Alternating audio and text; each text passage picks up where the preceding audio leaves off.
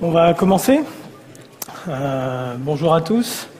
Bienvenue à cette session Big Data saison 2. Alors pourquoi saison 2? Parce qu'on a déjà eu une saison 1 l'année dernière, à peu près à la même date, je crois sur cette exacte même scène. J'avais déjà fait une présentation Big Data. On va dire que le thème de la saison 1, c'était l'architecture, l'infrastructure. Et puis on s'est dit qu'on allait se renouveler un peu et que dans cette saison 2, on allait vous parler entrepreneuriat. Donc on commence par les personnages. Je me présente, je m'appelle Pablo Lopez. Je suis directeur technique chez Xebia. Ça fait un peu plus de 12 ans que j'évolue dans les milieux J2E. Ça va faire un petit peu plus de 2 ans et demi que je m'intéresse plus particulièrement au nouveau traitement de la donnée, que ce soit à travers Big Data ou au niveau NoSQL. Donc comment on collecte les données, comment on les manipule maintenant dans les applications modernes. Comme dans toute bonne série américaine, qui dit saison 2 dit nouveau personnage. Donc je vous présente Hugo. Voilà, donc je suis le nouveau personnage de la série, Hugo Gessman. Je suis le responsable chez Xebia de Xebia Studio, qui est une entité dédiée à la réalisation de projets pour nos clients. Bon, je fais une petite page de pub quand même, hein. Je vous invite à aller voir sur le site de Studio, voir un peu ce qu'on fait dans cette entité, une certaine philosophie du développement. Avant de passer du côté obscur de la force, du côté plus commercial, j'ai été du côté technique, et j'ai toujours gardé cette passion de la technologie, ce qui fait qu'on s'est très bien entendu avec Pablo pour vous présenter aujourd'hui les petites créations qu'on a pu faire ensemble. Alors, on va commencer par un petit rappel. Qui était là à la saison 1? Ah, c'est pas mal, mais bon, ça vaut le coup de faire un petit résumé. Donc, la saison 1, c'était ça. En 2012, je suis venu présenter un projet que j'ai mené pour Voyage SNCF, qui est donc le frontal de vente de billets de web de la SNCF, qui avait un problème, c'est que Voyage SNCF, c'est 80 applications, à peu près 800 serveurs. Sur chacun de ces serveurs, on va dire 5 à 10 instances, donc énormément d'applications, énormément de volumétrie. Et puis, au bout d'un moment, Voyage SNCF, c'est une start-up qui a grandi très vite et qui s'est rendu compte qu'elle était plus capable de suivre ses internautes. Donc on a vu très rapidement la nécessité de ce qu'on a appelé dans un premier temps un collecteur de logs. Et pour tenir des volumétries de plusieurs terras par jour, maintenant il n'y a qu'une seule solution, c'est Big Data. Donc on a mis en place ce système qui est complètement open source, avec 2 agents de collecte sur les serveurs, d'application, qui vont envoyer toutes ces informations via Flume sur un collecteur central, qui va l'envoyer dans Hadoop. Dans Hadoop, on va avoir des traitements. On a commencé sur des traitements très techniques, qui permettaient d'exposer des métriques techniques, des temps de paiement, des temps de réponse de service. Et puis on s'est rendu compte qu'on pouvait aller plus loin, qu'on pouvait aller sur des métriques avec des jobs plus fonctionnels. Sur une plage de 10 minutes, combien je vends de billets par rapport à combien de recherches d'internautes j'ai eu. Et c'est un indicateur métier très fort. Et aujourd'hui, en production, on a des applications qui ont complètement basculé tout leur monitoring, donc à la fois technique et fonctionnel, sur ce système. Ensuite, donc je vais jusqu'au bout, Hadoop, qui donc va cruncher les données, on va stocker ces données dans un MongoDB et on va les exposer via un serveur Play. Ça, c'était il y a 1 an. Aujourd'hui, on a plusieurs clients et la quasi-totalité des futures applications de Voyage SNCF vont partir sur ce genre de système. Ce qui nous permet de nous ouvrir aussi à des usages plus marketing. Alors ça, c'était ce qui s'est passé sur la scène. Mais Devoxx, c'est beaucoup plus que ça. Devoxx, c'est des heures et des heures de discussion sur cette superbe moquette. Je pense que maintenant tout le monde la reconnaît. Et des discussions toujours constructives, avec des gens passionnés qui viennent apporter leurs solutions, qui viennent critiquer la nôtre. Des échanges très très riches. Quand je dis des heures, je ne plaisante pas parce que je pense que quand je suis sorti de la conférence, il était quelque chose comme 15 heures, à 21 heures, j'étais encore en train de parler avec des gens qui venaient me voir. Ça débouche aussi sur d'autres conférences. Alors j'ai mis ici Mixité à Lyon, j'ai eu la chance de pouvoir parler au Mongo Day Paris, et ça permet aussi de se confronter à d'autres clients, à d'autres entreprises qui ont d'autres problématiques, qui les ont traitées d'autres façons. Et là encore, on remet en question son ouvrage et on se dit, oui, j'aurais pu faire autrement. Et on en reparlera tout à l'heure. Et puis enfin, c'est une visibilité médiatique qui fait que on a des clients qui viennent nous voir, qui nous disent « Vous savez, j'ai presque le même problème », alors le presque est important, que votre client, là, j'aimerais bien que vous veniez chez moi et que vous en parliez avec mes architectes, avec mes ingénieurs. Ce qu'on a fait avec grand plaisir. Merci. Alors, toutes ces discussions, évidemment, ça a fait mûrir énormément l'équipe qui a travaillé chez Voyage SNCF, ça a aussi fait mûrir Xebia. Puis un jour, on s'est posé et on a fait un constat en 4 points, en se disant on a une chance énorme, c'est qu'on a des compétences rares sur le marché chez Xebia. Ça, c'était le premier point le plus important. Puis, grâce à Voyage SNCF, on s'est aussi rendu compte qu'on avait une très belle histoire à raconter. C'est ce qu'a fait Pablo l'an dernier, mais le produit a évolué énormément, donc on a encore des très belles choses à raconter dans un contexte métier qui est extrêmement riche. À l'échelle de Xebia, on a un réseau de clients. Alors, tout le monde ne connaît peut-être pas Xebia dans la salle. C'est vrai que c'est un cabinet de conseil qui a eu 8 ans d'existence en France maintenant. Et donc, au fil des années, on a pu développer quand même un certain réseau de confiance avec nos clients. Et ça a une importance quand on essaye de créer quelque chose. Ça fait des gens à qui le présenter et qui peuvent nous donner du feedback. Et le dernier point, c'est qu'on a une culture très forte et de l'entrepreneuriat et de l'intrapreneuriat. Voilà, on a toujours eu cette volonté chez Xebia de créer des nouvelles choses, de recueillir des idées, d'essayer de les mettre sur le marché. Et le constat qui s'est imposé, avec ces 4 points, c'est on s'est dit, on va faire un produit. Alors ce produit, on lui a donné un petit nom, on l'a appelé Lumberyard. Alors il faut voir le petit jeu de mots, Lumberyard c'est l'endroit où on stocke du bois, où on stocke des logs, et donc on fait le parallèle avec ce que vous a expliqué Pablo un tout petit peu avant. Et donc voilà, c'est le petit nom qu'on lui a donné après une intense journée de réflexion, hein, uniquement sur le naming. Mais on s'est quand même dit que ça c'était formidable. 1 heure après avoir eu cette merveilleuse idée, on se projetait déjà, là on était aux Caraïbes, notre Morito dans la main gauche, en train de fêter notre succès, on avait créé le produit de l'année, c'était fabuleux, donc on voyait vraiment l'autoroute devant nous. Bon, on est rentré chez nous, on a une bonne nuit de sommeil, puis on s'est dit que pour créer un produit, la route, ça allait plutôt ressembler à ça, un chemin sinueux avec beaucoup d'étapes à franchir, et que si c'était si simple, tout le monde le ferait. Donc on a un petit peu réfléchi, on s'est dit quelles sont les étapes importantes par lesquelles nous allons devoir passer pour créer ce produit. Donc évidemment, il y a la première chose, c'est identifier vraiment les besoins de nos clients, puisqu'on a une connaissance d'un certain nombre de contextes, pas tous, évidemment. Pablo l'a dit tout à l'heure, c'est des clients qui nous ont appelés pour nous dire « Ah, j'ai à peu près le même besoin, mais tout est dans le à peu près qui est là ». Donc identifier clairement les besoins de son client, avoir une proposition de valeur très forte. C'est un marché très concurrentiel, donc il faut que la valeur soit évidente aux yeux des gens à qui vous allez présenter votre produit. Une étude de la concurrence. Je l'ai dit, elle est très forte et on va le revoir un peu plus tard. Et puis chaque semaine, si on refait un check de la concurrence, je pense qu'on découvre de nouveaux acteurs.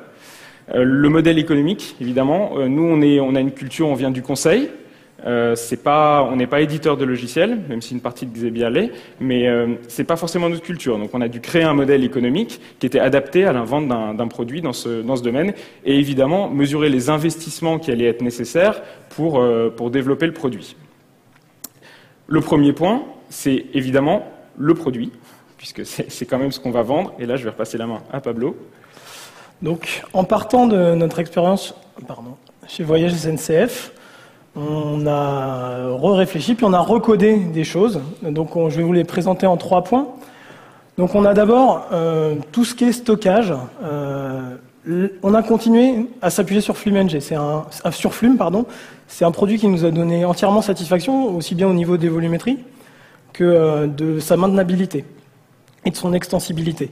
La principale évolution qu'on a fait, c'est qu'on a suivi l'évolution du marché. Donc on a porté tout ce qu'on avait fait dans Flume vers FlumeNG, qui a été redonné à la fondation Apache et qui est maintenant la branche principale. Et quand on a dit ça, en fait, ce qui est important dans Flume, c'est l'extensibilité. Donc on a codé énormément de classes utilitaires d'extension dans ce qui s'appelle des intercepteurs. C'est-à-dire on va essayer, quand on voit une ligne passer, de savoir est-ce qu'elle contient une date. Alors je vous laisse imaginer que les formats de date, ça peut être varié. Essayer d'identifier un format de date, ça consomme du CPU, donc il y a eu toute une réflexion là-dessus. Est-ce que cette ligne contient une IP?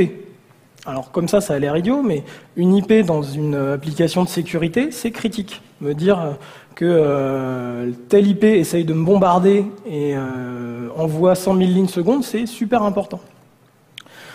Ensuite, on a essayé de décoder tous les formats standards. Donc le plus simple qu'on ait trouvé et le plus commun à tous nos clients, c'était les logs Apache, qu'on modifie assez peu, ou les access logs Tomcat qui va se ressembler.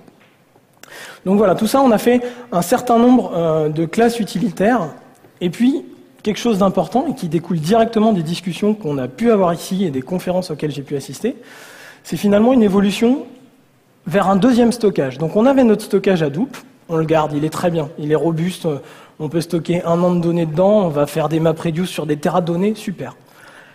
On s'est rendu compte assez rapidement qu'il y a beaucoup de gens qui nous disent « Bah oui, mais comment je fais pour chercher de manière rapide dans Hadoop ?»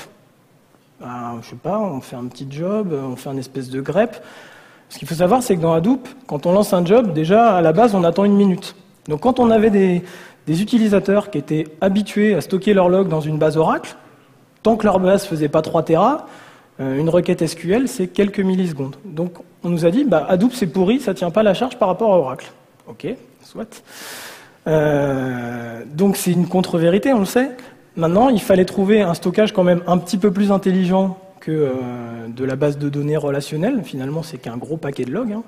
Donc on s'est orienté sur Elasticsearch. Alors j'ai vu David, je ne sais plus où il est, mais salut David. Voilà, donc j'invite à aller à son talk s'il n'est pas encore passé. Elasticsearch, c'est quelque chose de très puissant et qui nous permet vraiment d'aplanir ce problème. Maintenant, on a des utilisateurs qui peuvent chercher dans un store show, donc c'est-à-dire ils vont rechercher sur les 2 dernières semaines, le dernier mois de données, ce qui va vraiment les intéresser quand ils vont faire de la recherche full text, et pas, ils ne vont pas aller chercher les logs d'il y a 1 an. Donc voilà, on a 2 stores, un store chaud, un store froid. On a aussi évolué sur notre partie reporting. On était parti sur Play, on s'est rendu compte qu'on n'avait pas forcément les compétences pour faire du Play 2 bien comme il fallait, et que nous, notre philosophie, c'était plutôt Grails. Donc on a fait un serveur Grails qui nous permet d'avoir des dashboards, et on essaye de tendre au maximum vers l'extensibilité, c'est-à-dire c'est facile d'ajouter un nouveau dashboard, c'est facile d'ajouter une nouvelle log, c'est facile d'ajouter un nouveau traitement, et ça, c'est vraiment un combat de tous les jours. Et enfin, quelque chose qui est venu assez naturellement, c'est que Big Data, ça appelle plus ou moins BI. Et les outils de BI sont très très avancés. Et donc on nous a demandé, est-ce que vous êtes capable de faire des sorties vers des acteurs majeurs du marché pour que moi, derrière, je puisse remanipuler mes données. Donc on s'y est attelé, on a isolé 2 cibles principales parce qu'elles sont ouvertes et que c'est plus facile, on va dire, d'aller s'insérer dedans, qui sont Tableau et ClickView, qui permettent aux utilisateurs d'avoir des données pré-crunchées, mais derrière, ils peuvent les retraiter. Par exemple, s'ils n'avaient pas vu qu'il fallait grouper les utilisateurs par tranche d'âge, ils vont pouvoir le faire dans leur outil de BI. Et la dernière évolution, enfin la classe d'évolution la plus importante finalement, c'est qu'on a une chance rare, c'est que depuis presque 2 ans maintenant, on a un cluster Hadoop en fonctionnement chez Voyage SNCF, en production. Je ne suis pas sûr qu'il y ait énormément de gens qui aient des clusters Hadoop qui ont 2 ans de vécu, et on se rend compte que finalement il y a plein de choses qu'on n'avait pas adressées et qu'on était encore en mode un peu POC à l'arrache. Le premier, c'est vraiment l'automatisation. L'automatisation, c'est vital. On va vous demander tous les jours de déployer un environnement complet d'intégration, un environnement complet de dev. Et puis le dev A, il veut pas le même environnement que le dev B, alors il faut lui recréer un environnement. On a tout automatisé avec un outil du marché qui s'appelle Puppet. Voilà. La deuxième chose, c'est que c'est difficile à monitorer. C'est quelque chose dont nos opérationnels n'ont pas l'habitude. Vous allez leur dire, monitorez-moi une base Oracle, pas de problème. Monitorez-moi un cluster Hadoop, alors là, il n'y a plus personne. Donc, on a fourni le monitoring out of the box. Là encore, peut-être que certains ont assisté à la conférence de Cyril Leclerc et Henri Gomez. Il y a des outils open source qui le font très bien. Un outil qui s'appelle Graphite. Donc, on exporte des métriques en JMX, on les capture avec JMX Trans, et puis on insère tout ça dans Graphite, on est capable de le faire. Et puis, quelque chose qui va rassurer les ops, c'est la partie alerting. La partie alerting, c'est est-ce que j'arrive à 90% d'utilisation de mon cluster? Est-ce que bientôt, je ne vais plus avoir de disque? Ça, ils savent très bien le faire sur des machines physiques. Ils ont toutes les sondes Nagios qui vont bien. Sur du Hadoop, ils se retrouvent un peu en slip. Donc, l'idée, c'était de dire, on va vous développer les trappes Nagios et on vous les fournit out of the box. Dernier point, qui est un petit peu plus limite sur DevOps, c'est chez Xebia, on a l'habitude de faire des ateliers qui s'appellent les Tech Events. Et on a fait un atelier sur Hadoop et on s'est dit, pour que chacun ait son cluster, il faut qu'on soit capable de déployer chez Amazon, puisque nous, on déploie de manière traditionnelle chez Amazon. On s'est dit pourquoi pas avoir ce déploiement Amazon. Et puis en creusant un peu, on s'est rendu compte, Amazon, pour ne parler que d'eux parce que ce sont les plus avancés sur le sujet, on est capable, en suivant leurs blueprints, de construire une solution exactement telle que je vous l'ai montrée, entièrement en SaaS. Donc, on l'a expérimenté, on l'a même mis en place chez un client, on est capable d'avoir la même solution sur du SaaS que sur du physique. Et on verra que c'est un critère de choix important. Là, on a beaucoup parlé technique, maintenant, il y a toute la partie business. Voilà, comme on est dans la track entrepreneuriale et que l'objectif c'est de créer un produit, donc on considère qu'aujourd'hui on a quelque chose d'assez solide pour aller le porter sur le marché. Donc on va revenir au point que j'ai évoqué tout à l'heure, c'est-à-dire tout ce qui est l'à côté et qui fait qu'on peut créer une structure, une entreprise autour de notre produit. Et ça commence souvent par quelque chose de très sympathique qui s'appelle une matrice SWOT, dont l'objectif est un peu d'analyser les forces, les faiblesses, menaces, opportunités. Bon, il y a plein de termes, mais aussi bien en interne que vis-à-vis du marché. Donc on s'est livré à ce petit exercice chez Xebia, et ça donne le résultat suivant. Alors je vais commencer par les atouts, par les points positifs. Alors en interne, ça reprend les 4 points de tout à l'heure. On s'est rendu compte qu'on avait les compétences. On avait quand même, grâce à Xebia Labs, qui est une partie de Xebia, on va dire des gens qui pouvaient nous donner des conseils sur le modèle éditeur, sans être pourtant tout le temps à côté de nous, mais ça fait quand même une référence qui est intéressante.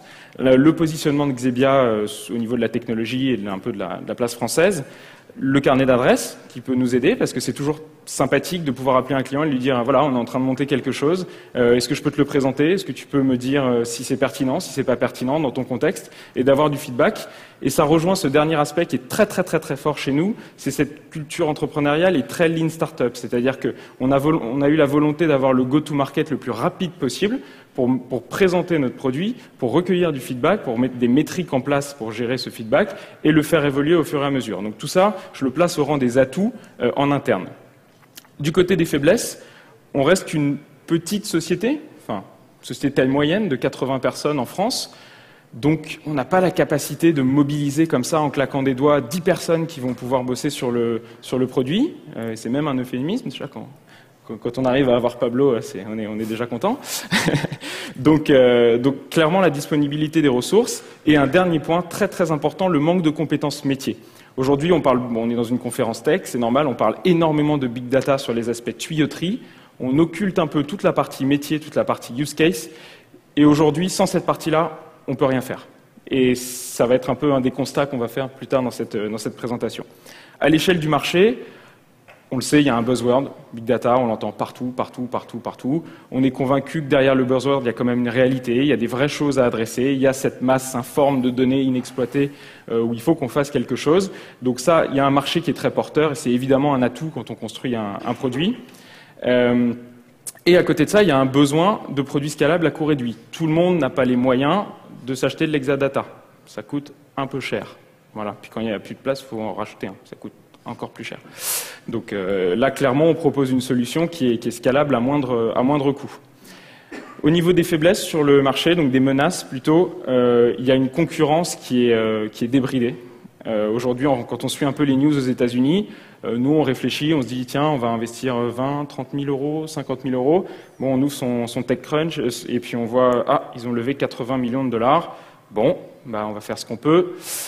Donc c'est extrêmement difficile de concurrencer les Américains dans ce domaine parce qu'ils ont à la fois un potentiel de créativité et d'initiative qui est impressionnant et surtout une capacité à lever des fonds sur des projets early stage qu'on n'a pas forcément en France. Donc c'est très difficile et ça, faut le prendre en compte.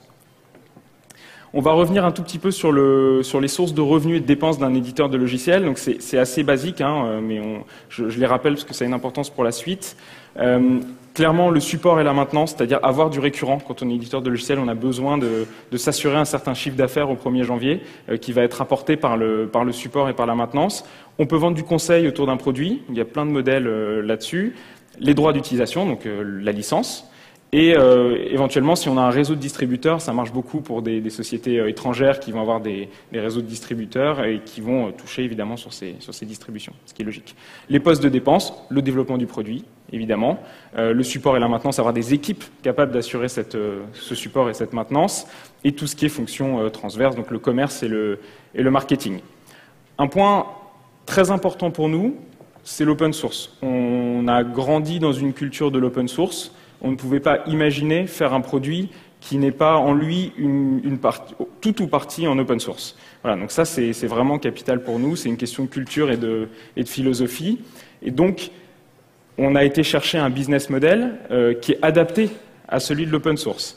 On a fait un petit état des lieux pour voir ce qu'il était possible de faire. Donc là, je vais vous parler des 3 grands business models de l'open source et on va voir ensemble pourquoi on en a choisi un des 3.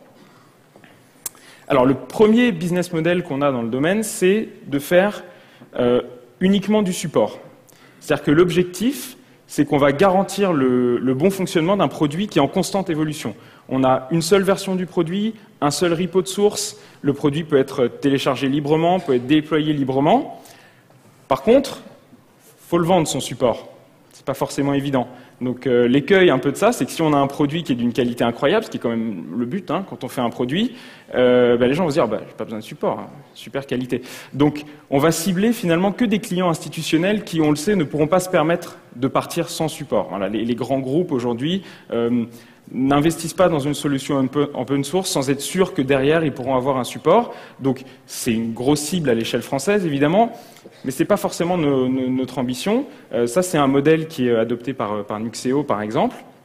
Le deuxième modèle qu'on a envisagé, c'est d'avoir donc stabilité et support. L'idée, c'est de faire payer ici la stabilité. C'est-à-dire qu'on va retrouver des termes qu'on entend beaucoup. On va avoir une version community, qui est téléchargeable librement, utilisable librement, et une version production grade, enterprise ready, ce genre de termes. L'idée, c'est d'avoir toujours un léger décalage entre une version community un petit peu en avance, mais supposée instable. C'est on a mis les dernières évolutions, mais attention, voilà, c'est à vos risques et périls si vous installez cette version chez vous. Donc, prenez plutôt la version entreprise qui est stable, avec une matrice de compatibilité bien établie. Surtout, comme vous l'avez vu, on est sur un patchwork de produits open source. Donc la notion de matrice de compatibilité est extrêmement importante ici. Donc ça, c'est un deuxième modèle.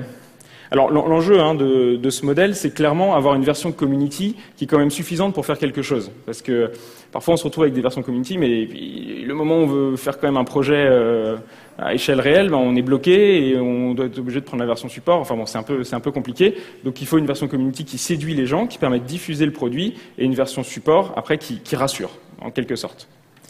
Et le troisième modèle qu'on a envisagé, c'est le principe des fonctionnalités avancées, c'est-à-dire d'avoir un cœur complètement en open source, diffusable librement, enfin comme on l'a déjà dit tout à l'heure, mais de proposer un ensemble de fonctionnalités loquées, en quelque sorte, qu'on va vendre en supplémentaire. Là, la subtilité, c'est vraiment de trouver un modèle qui est une version qui est suffisamment riche pour être très séduisante, mais suffisamment frustrante. C'est-à-dire que le moment où on va vouloir passer à l'étape d'après, le passage à l'échelle ou le use case métier dont on a besoin, on va se dire c'est dommage, j'ai pas le plugin qu'il me faut, et c'est ça qui va me pousser à passer à la version d'après. Alors nous, on a décidé de retenir ce modèle-là, tout simplement parce que ça rejoint ce que je disais tout à l'heure sur le métier. Aujourd'hui, nous, on fait beaucoup de tuyauterie, on sait très bien la faire, mais on se rend compte que la valeur ajoutée, enfin, on s'en est toujours rendu compte, elle est évidemment du côté du métier, mais ça a une importance, en tout cas, qu'on ne soupçonnait pas pour séduire les gens. Voilà. Et donc, on s'est dit que l'intérêt, c'était de développer un certain nombre de plugins autour du cœur pour permettre d'adresser ces use cases métiers, et que c'était plutôt sur ces plugins-là qu'on allait pouvoir faire une monétisation. Intégrer un nouveau flux de log avec un connecteur, avoir du dashboarding, des plugins de dashboard côté visualisation, ou des job MapReduce qui vont sortir des indicateurs très adaptés aux métiers de l'industrie pharmaceutique, aux métiers de l'aéronautique. Voilà, ce sont des choses qu'on est capable d'identifier grâce à nos clients et qui sont réutilisables. Alors, un point très important, vous avez remarqué, c'est le support. Ça revient dans tous les business models, même si on a choisi plutôt le dernier. Donc on va faire un petit focus sur cette problématique du support. Alors le support. Alors comme on a vu, on se repose, on va dire pour du socle, sur des briques open source existantes, qui viennent déjà avec une communauté, avec des offres de support. Il y a même des gens qui ont construit leur business model sur l'offre de support. Donc notre première idée, c'était de se dire, nous, on supporte juste les petites parties qu'on a fait nous-mêmes, les scripts, les intégrations, enfin les petites parties, toute proportion gardée, on va dire, par rapport au volume de code global qu'on livre quand on livre ce produit, la partie qui nous appartient en propre est plus faible que la partie, les 200 000 lignes qu'il faut pour écrire un Elasticsearch, un Hadoop, ainsi de suite. 200 000 lignes, je suis gentil. Donc on a testé ça auprès de nos clients, on nous a dit non mais vous êtes malade ou quoi? Nous, si on prend du support, on prend un support pour le produit, on ne va pas aller chercher un support à droite, un support à gauche, et puis peut-être se dire que cette brique, elle n'est pas supportée. Non, non. Il faut nous faire le support en entier.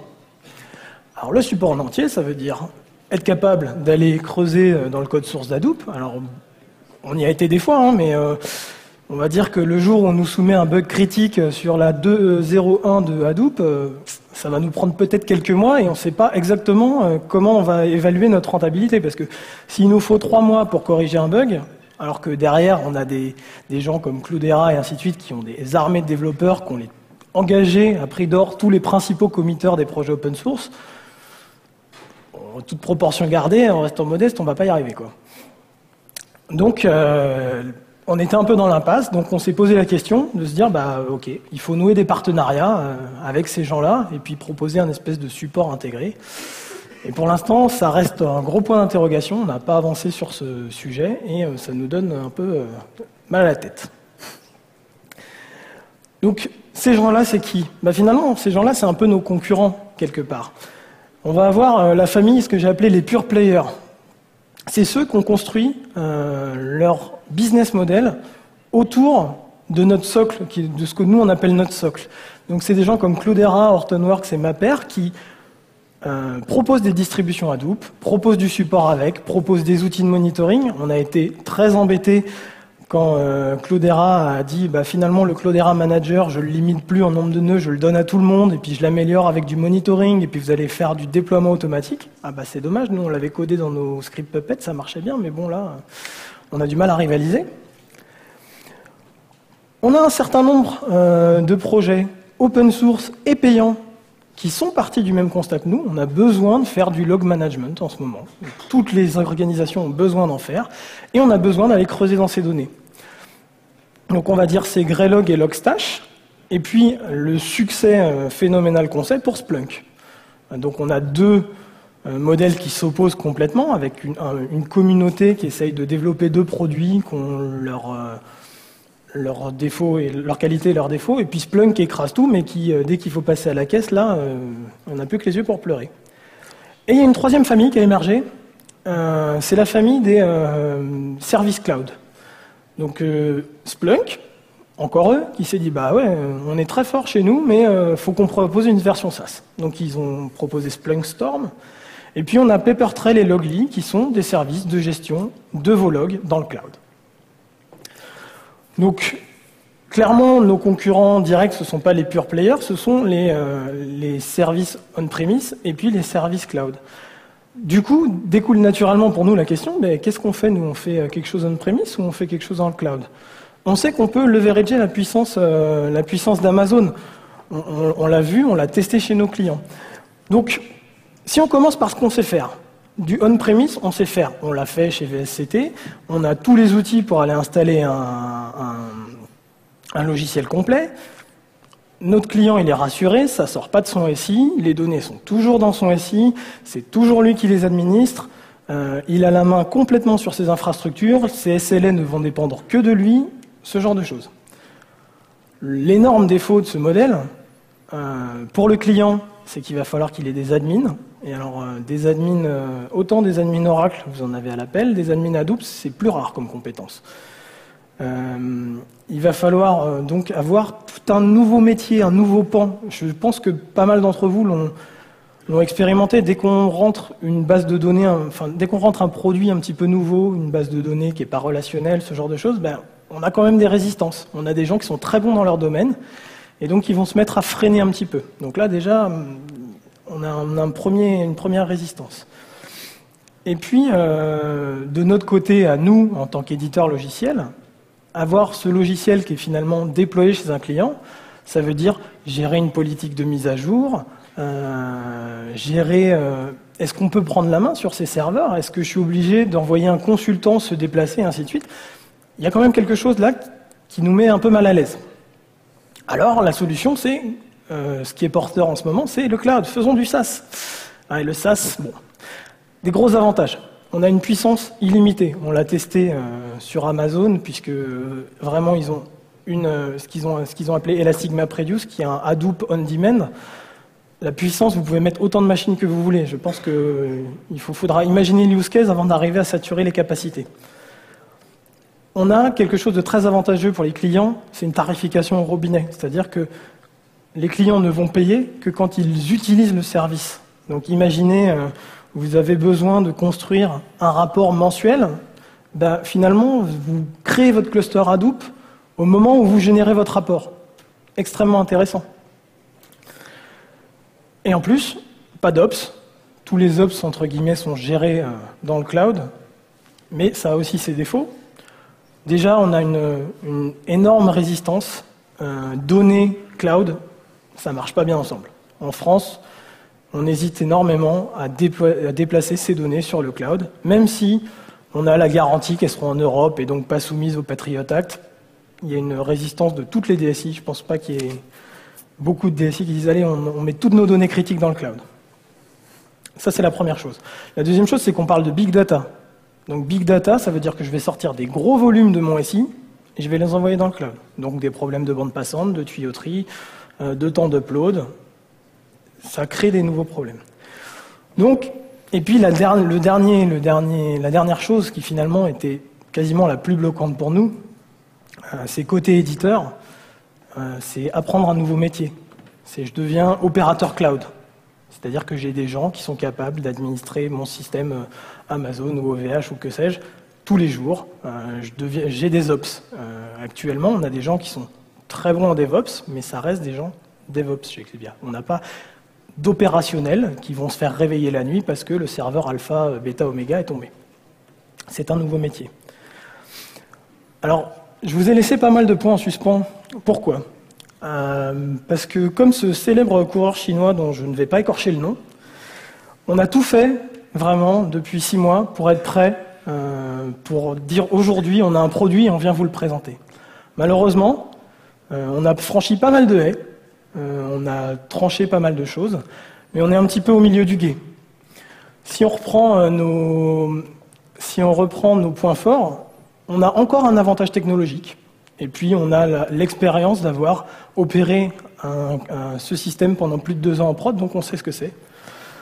On a toujours notre réseau de clients et on a toujours des gens qui nous font confiance. On a toujours une entreprise qui nous soutient à fond dans ce qu'on fait, dans nos investissements pour créer ce produit.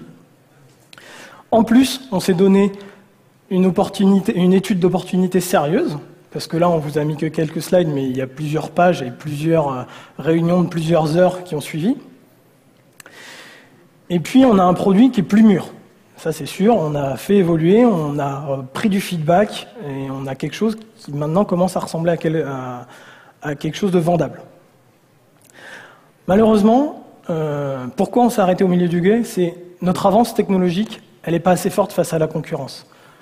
La puissance de feu de Cloudera, la puissance de feu d'Hortonworks, c'est incalculable. Hugo disait, ils sont capables de lever 80 millions en quelques mois. Imaginez ce que vous pouvez faire avec 80 millions. Nous, on n'a pas cette puissance-là. On ne saurait même pas quoi en faire, d'ailleurs. On ne saurait pas quoi en faire de 80 millions. Oh, si, on trouverait. C'est trop. On trouverait. Un autre défaut de notre produit, c'est qu'on est très fort sur la technique. Et on va dire que c'est notre cœur de métier. Mais la proposition de valeur que vont attendre des décideurs, des DSI, c'est oui, c'est très bien votre machin, c'est exactement, ça a l'air dans l'air du temps. Mais qu'est-ce que j'en fais ? Quel use case ça adresse chez moi ? Faites-moi un ROI. Si j'achète votre produit, qu'est-ce que je vais résoudre comme problème ? Et là, comme on a dit, côté métier, on est un petit peu léger. Et surtout, lancer un produit, c'est un job à plein temps. Hugo, comme moi, sommes restés dans nos métiers de consultants, donc on a un métier à faire tous les jours. Donc on se dit, de temps en temps, je vais prendre une journée, je vais réussir à sortir, et puis je vais aller coder mon truc. Puis je vais coder un petit peu le soir, puis un petit peu le week-end. On n'arrive pas à rattraper un Hortonworks en codant le soir et le week-end. Qu'on soit clair. Ou un Splunk. Alors, est-ce que pour autant, on a décidé d'abandonner les haies ? Non. On a embrassé la haie et on continue. effectivement, la réponse est évidemment non. On n'a pas tout jeté, on n'a pas tout mis à la poubelle, ça aurait été dommage. On a essayé de trouver un équilibre entre notre métier historique, qui est celui du conseil, et le métier d'éditeur, pour lequel on s'est senti, on vous l'a dit, finalement pas complètement prêt, ou en tout cas pas capable aujourd'hui de mettre les moyens pour arriver à cette cible à très court terme. Donc on a créé ce qu'on a appelé un Big Data Starter Kit, qui permet à nos clients de leur mettre le pied à l'étrier sur Big Data, en quelque sorte, puisque on voit que c'est quand même le fruit de 2 ans, alors recherche, le mot est un peu fort, mais 2 ans d'expérimentation, notamment avec de la production, ce qui est très intéressant comme retour d'expérience. Et à l'issue de ces 2 ans, on a quand même construit une base de code et une connaissance qu'il faut absolument exploiter. Donc on l'a rassemblé dans ce produit-là, qu'on appelle le Starter Kit, qu'on déploie chez nos clients.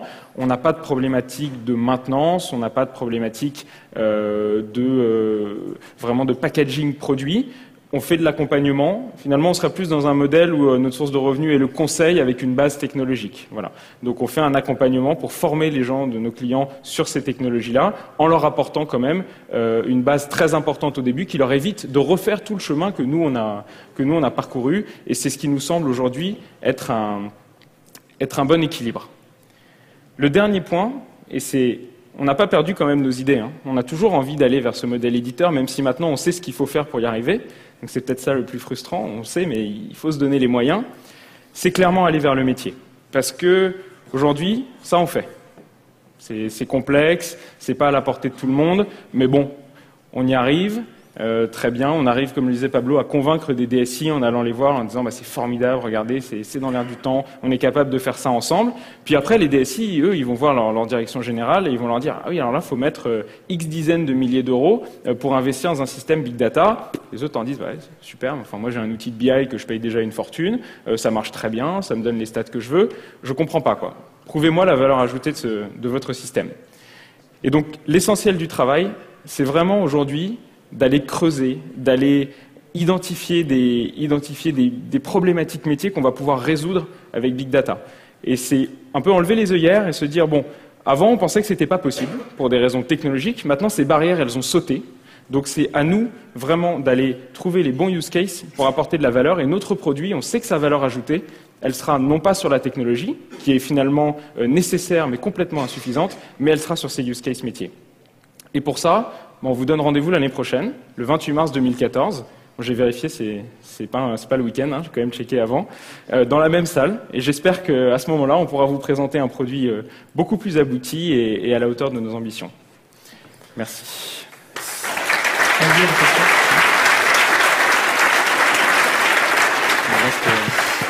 S'il y a des questions, je crois qu'il y a un micro qui se promène. Il nous reste 12 minutes et effectivement, Est-ce qu'il y a des questions ? Pas de questions ? Bon. Est-ce que vous l'avez mis en place ailleurs ? Ailleurs, oui, on l'a mis en place ailleurs. Donc, ce que je dis, donc, la question c'est est-ce qu'on l'a mis en place ailleurs ? On l'a mis en place ailleurs. On a toujours enrichi notre travail chez Voyage SNCF. Ça continue. Et on a des clients qui ont mis en place le Starter Kit, donc qui ont démarré dans Big Data avec cette philosophie de store chaud, de store froid, de déploiement automatique. Donc ça, oui. Et on a même mis en place la version SaaS. Avec la possibilité d'avoir un peu plus de métier, justement ? Alors, la question c'est est-ce qu'on a la possibilité d'avoir un peu plus de métier ? Comme disait Hugo, on est encore dans un modèle très conseil. Et le métier, c'est les clients qui nous l'apportent. Donc on va dire, ils nous apportent des idées. Et actuellement, à l'heure d'aujourd'hui, on a des clients pour qui c'est un différenciant fort. Je veux dire, c'est un facteur de croissance qui va leur permettre dans l'année à venir, au pire dans les 2 ans, de dépasser leurs concurrents, mais d'une très grande force. Mais c'est les clients qui nous ont apporté les idées. Donc c'est difficile de dire, bah attendez, on va le repackager, puis on va le fournir à votre concurrent. Donc notre idée maintenant, c'est de se dire, il faut qu'on aille chez les clients détecter les tendances avant qu'eux nous les apportent. Comme ça, on les package, on les fait, et on inverse le modèle. Nous venons vers nos clients avec une solution à des problèmes qu'ils ne soupçonnent même pas qu'ils ont. Et là, tout de suite, on renverse le rapport, le ROI est évident, et ça devient beaucoup plus facile de vendre un produit. Est-ce qu'il y a d'autres questions ? Eh ben, on a fini un petit peu plus tôt. Merci pour votre attention, et donc rendez-vous l'année prochaine.